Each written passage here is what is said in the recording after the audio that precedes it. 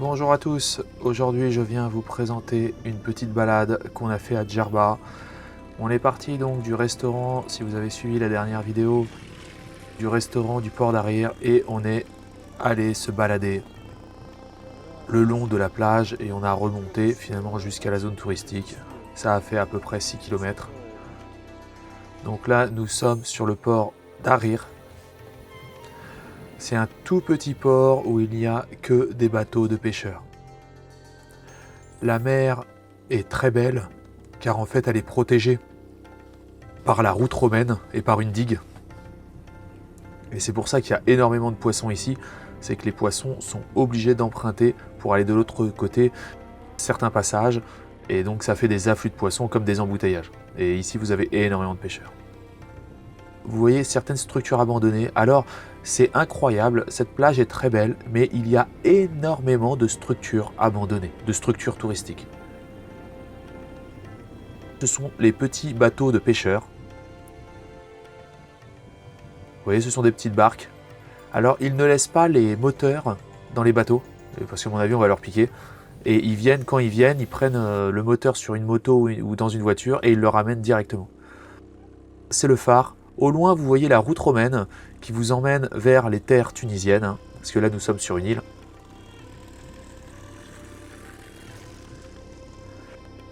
C'est baladé juste au bout, jusqu'au bout du phare. Et on allait voir ce que faisaient les pêcheurs et tout. Il faut savoir que la population de Djerba, toute une partie vit énormément de la pêche. Donc vous avez évidemment, comme vous le voyez là, de grands complexes touristiques. Mais il y a quand même toute une partie de la population qui vit de la pêche.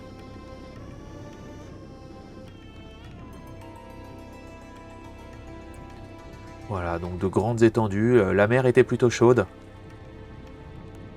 Là, nous sommes hors saison en période Covid. Il n'y a absolument aucun touriste, si ce n'est des Tunisiens résidant en France qui sont venus voir leur famille. Mais il y avait très peu d'Européens. Si partir à Djerba en Tunisie pour pas cher vous intéresse, je vous mets le lien de Supers Hotels dans la description. Là, nous sommes toujours sur la digue.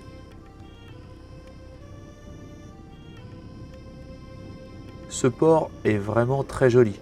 Certains coins sont un petit peu sales, mais dans l'ensemble, c'est très très joli. Et vous pouvez voir les pêcheurs. Alors, contrairement à ce que les gens peuvent penser de la Tunisie ou de tout ça, les Français sont très bien reçus. Vous voyez, là, on se balade sans guide, sans rien. On est juste en famille. Les gens vous disent bonjour. Personne ne vous prend la tête. Hein. Absolument personne.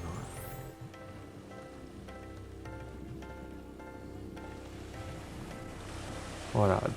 Commence notre périple le long de la plage.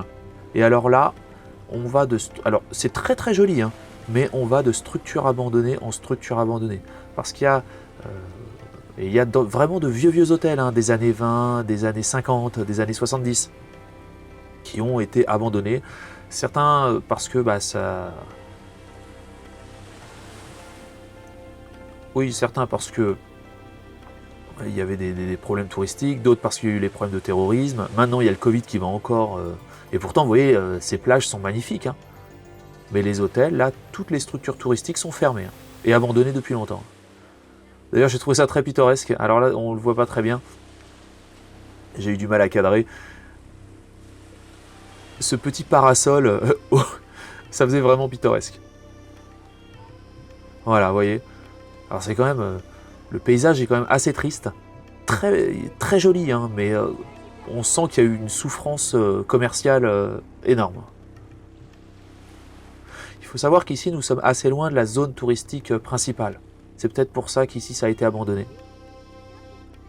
La nature reprend très vite ses droits. Surtout les pêcheurs, hein, parce que finalement, ici, ça appartenait aux pêcheurs avant que les touristes, que les zones touristiques s'installent. Et là, c'est revenu aux pêcheurs. Vous avez énormément de cabanes de pêcheurs et de personnes vivant de la pêche qui sont sur le bord des plages. En général, c'est une population très pauvre, hein, au bord de la plage, mais ceci étant, qui ne vous embête pas.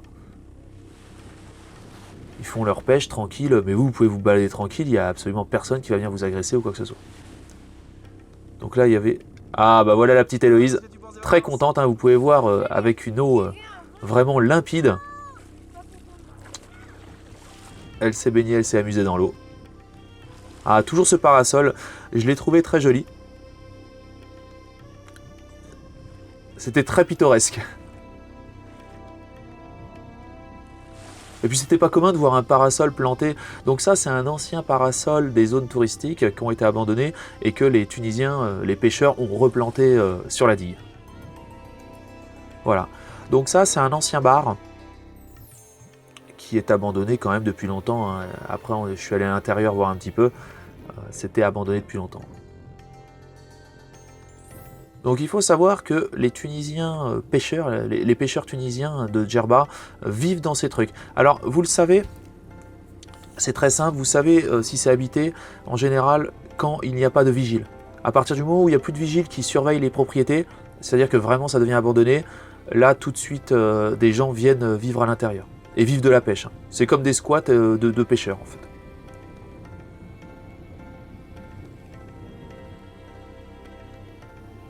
Puis étant donné que ces structures finalement ne pourrissent sur place, hein, faut pas dire que ça dérange grand monde. Mais alors, si vous voulez, ça fait un peu penser au film de zombies. Vous voyez, toutes ces structures abandonnées et tout, il manquerait plus des zombies qui sortent et là on est bon quoi. J'ai trouvé ça très joli à prendre en vidéo. C'est un espèce de radeau en métal. Alors peut-être qu'ils ont sorti de l'eau parce qu'on voit bien qu'il y a quand même des... Vous savez, les trucs triangulaires, là, les coquillages en forme de pyramide. Ils ont dû sortir ça de l'eau. On dirait un ancien radeau en métal. C'était pas commun. Et on voit aussi, au loin, là, ils avaient sorti plein de fûts en métal. Donc c'est qu'ils ont dû nettoyer la plage, hein, ou nettoyer le bord de la mer.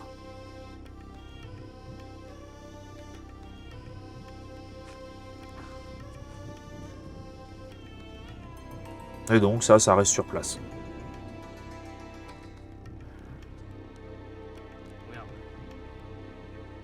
Alors à Djerba, il y a des humains, mais il y a aussi beaucoup de fourmis. Qui font des terriers, là, des fourmilières dans le sable. Et elles sont grosses, hein. Elles rigolent pas les fourmis ici. Hein.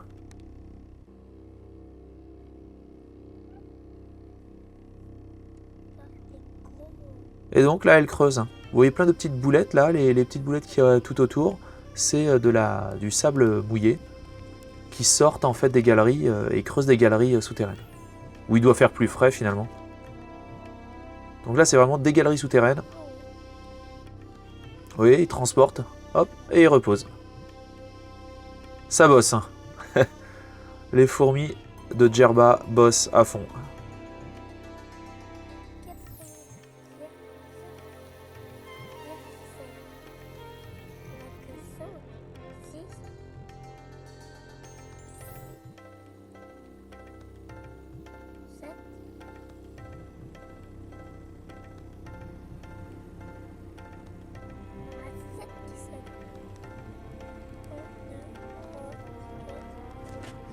Donc évidemment, ça émerveille les enfants qui s'intéressent à beaucoup de choses.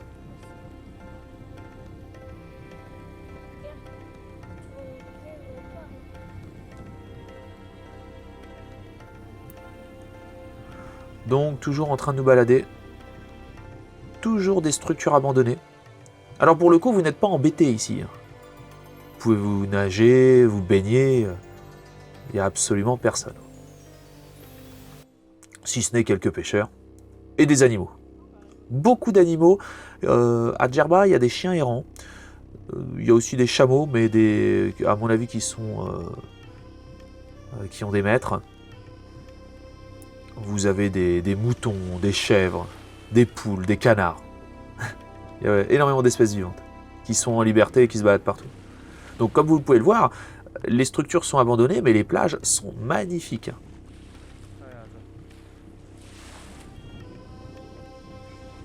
Et vous avez un total accès libre à toutes ces plages. Si partir à Djerba en Tunisie pour pas cher vous intéresse, je vous mets le lien de Supers Hôtel dans la description. Donc cet hôtel, je pense, a fermé mais n'est pas abandonné, hein, l'hôtel sur le côté. Donc là, c'est un abandon suite à Covid. L'hôtel a fermé, bah, évidemment, à cause des restrictions Covid et tout le bazar. Il n'y a pas assez de clientèle. Donc certains hôtels préfèrent fermer. Ça faisait une ambiance assez spéciale, hein, de voir toutes les structures des plages fermées et parfois abandonnées depuis très longtemps. C'est quand même un spectacle et un paysage à ne pas louper, je pense, et quelque chose à voir. C'est pas courant de voir autant de structures fermées. En l'occurrence, celle-ci était fermée temporairement. Celles qui sont fermées temporairement, vous le voyez, il y a des vigiles qui surveillent les entrées quand même, pour pas que les pêcheurs viennent squatter les lieux. Donc là, c'était un crocodile en béton. Les enfants se sont amusés dessus. Alors je sais pas quel était cet hôtel, mais il était vraiment très joli, hein. On a vu un petit peu, alors on n'a pas pu rentrer à l'intérieur, mais de l'extérieur, cet hôtel était vraiment très joli, avec des petites maisons de pas plus de 1 étage, 2 étages.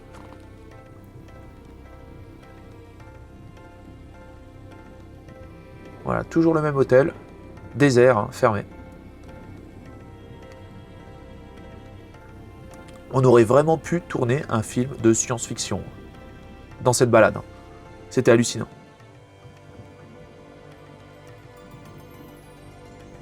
Alors je pense que ce parasol représentait bien ce qui se passait en ce moment à Djerba.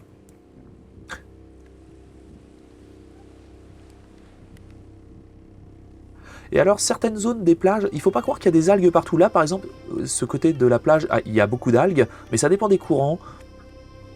Ça dépend des... Vous voyez là, il y a énormément d'algues, et ça dépend des coins. Donc si vous êtes dans un coin où il y a beaucoup d'algues, parfois vous avez juste à faire 50 mètres et vous arrivez dans une zone où il n'y a aucune algue. Donc voilà nos pêcheurs de Djerba, nos pêcheurs tunisiens. Les Tunisiens vivent énormément de la pêche, hein, il faut le savoir. Il n'y a vraiment pas que le tourisme.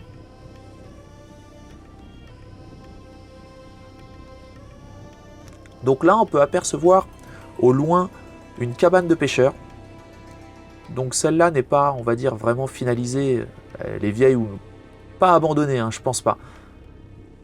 Mais vous avez énormément de cabanes de pêcheurs tout au long de la plage.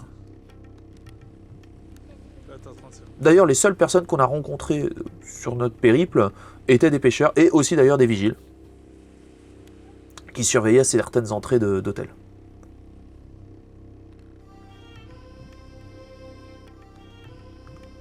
Donc toujours hein, les structures, alors là, qui ne sont pas abandonnées, mais qui ont fermé.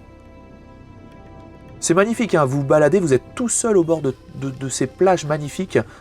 Ah, alors là, ce sont des dattes. Alors, on est arrivé à la saison des dattes, hein, on était en novembre. Vraiment, on en a bouffé, on en a mangé. Alors, donc là, c'est Héloïse qui grimpe sur l'arbre. Alors, il faut savoir que les dattes, il y a un vigile qui nous a appris justement, qui était posté devant une bâtisse. Et lui, il les trempe dans l'eau. C'est-à-dire, il les laisse flotter dans un récipient d'eau. Comme ça enlève le sable et tout. Et il les laisse tremper dans l'eau. Et comme ça, elles se réhydratent un petit peu. Et elles deviennent beaucoup plus moelleuses. Voilà, donc ça, c'était les Tunisiens qui font ça. Juste, vous laissez vos dattes que vous retrouvez dans le sable, vous les laissez plonger dans l'eau. Voilà, alors ça, une bête. Alors là, mieux vaut pas s'approcher de ce truc-là. J'ai jamais vu ça, je sais pas c'est quoi comme bête. Mais j'ai trouvé ça... Ouais. Et vous voyez le camouflage? Elle n'avait pas l'air sympa. Donc toujours, voilà, sur les grandes plages. Donc là, qui sont vraiment, on va dire, voilà, une maison de pêcheurs. Donc là, à côté de l'hôtel abandonné, donc là, cet hôtel était abandonné depuis longtemps. Et vous avez une maison de pêcheurs. Alors là, on va pouvoir voir, alors je sais pas si c'est un chameau ou un dromadaire, hein, une bosse, deux bosses, je me rappelle plus. Donc là, les structures que vous pouvez voir derrière même sont fermées depuis très longtemps et sont squattées.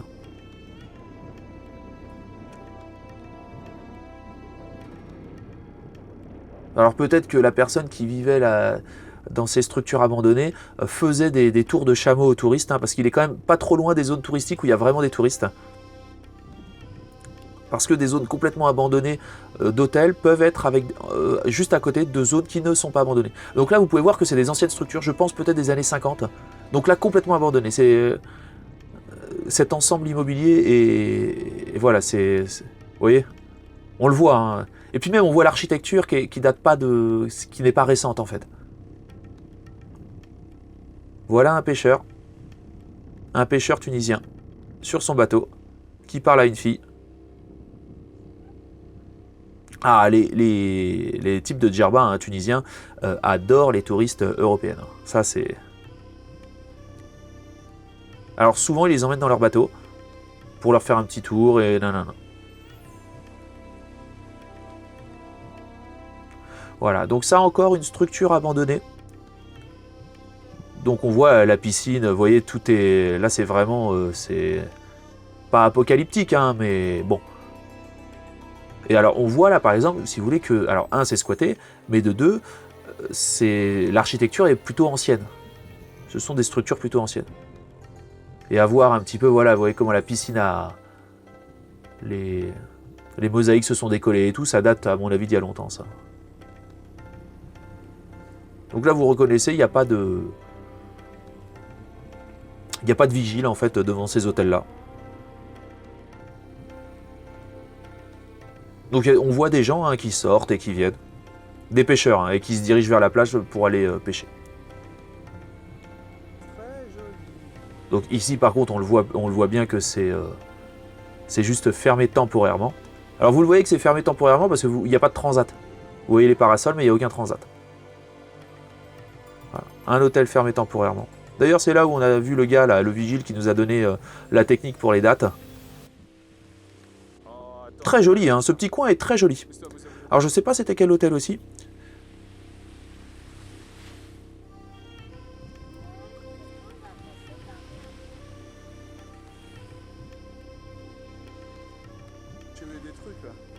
Oui, très très joli ce coin.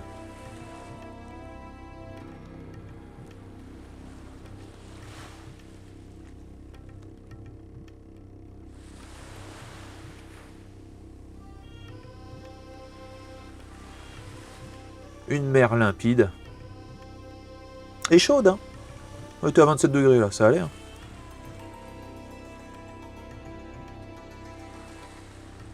Et donc là, vous avez la plage rien que pour vous. Vous pouvez vous baigner avec les enfants et tout. Et il n'y a absolument personne. Voilà, vous voyez avec les arbres penchés là des deux côtés, j'ai trouvé ça très joli aussi. Vraiment, et quand vous y êtes avec le petit bruit de la mer et tout, c'est vraiment sympa. Et un silence. Si vous voulez, là, il y a un silence. Bah, parce qu'il n'y a pas de touristes, les hôtels sont fermés finalement. Il n'y a plus que le bruit de la mer, c'est vraiment très reposant.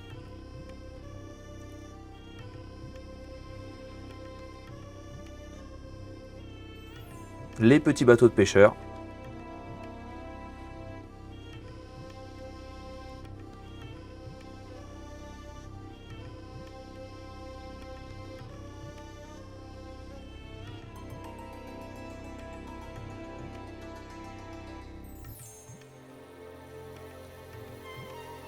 Et donc tout le long de la côte là, ce ne sont que des hôtels.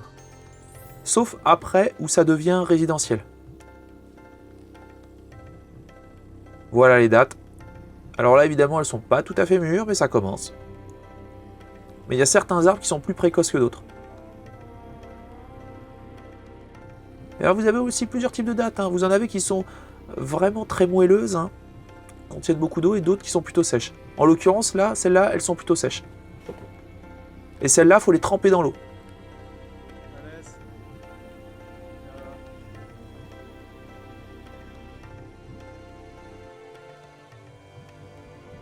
Voilà, encore une plage abandonnée. Enfin, abandonnée temporairement, celle-là. D'ailleurs, ça se voit à la qualité des petits parasols.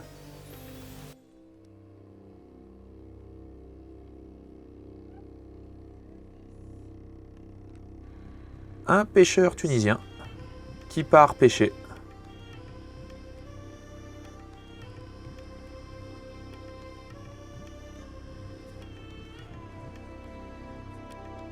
Énormément de personnes ici vivent de la pêche.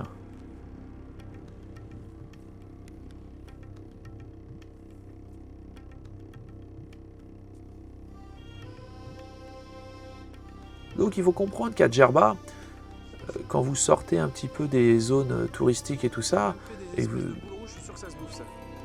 les gens sont très gentils, sont très simples. Hein.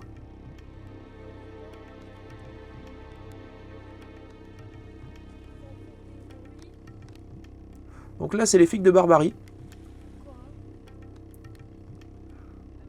Ma femme a essayé d'en ouvrir une, elle s'en est foutue partout, elle avait du rose partout, ça s'enlève pas, une catastrophe. Elle s'en souviendra. En plus, c'était pas mûr là. Je trouvais ça très joli là, cette image. Je l'ai trouvé vraiment superbe. Avec ce petit bateau comme ça qui était abandonné à côté du palmier. C'est pas un palmier. À côté de l'arbre. Donc là, on revenait d'un bar. Un petit bar de plage tunisien. Il y avait des bébés chats avec un chien. Et j'ai trouvé la scène vraiment super mignonne. Les chats étaient plus féroces que le chien. Mais le chien était attiré par la tête de poisson là. Il est gentil le chien. Il en fait pas de mal. Toujours des animaux en liberté, donc là on rentrait, on avait coupé, on avait quitté la plage. Donc là on est quand même au bord de la mer, et vous avez les riverains qui ont tous des animaux. Qui vadrouillent, qui se baladent tranquillou. Voilà. Voilà la fin de notre périple. Et là après on est rentré. Salut à tous et à bientôt. Un grand merci pour avoir visionné cette vidéo en entier. Si cette vidéo vous a plu, n'hésitez pas à vous inscrire sur ma chaîne et à liker cette vidéo. Un petit pouce bleu fait toujours plaisir et m'encourage dans mon travail. Je vous encourage aussi à laisser un commentaire si vous avez des remarques par rapport à la vidéo ou bien à la réalisation. Merci à tous et à bientôt.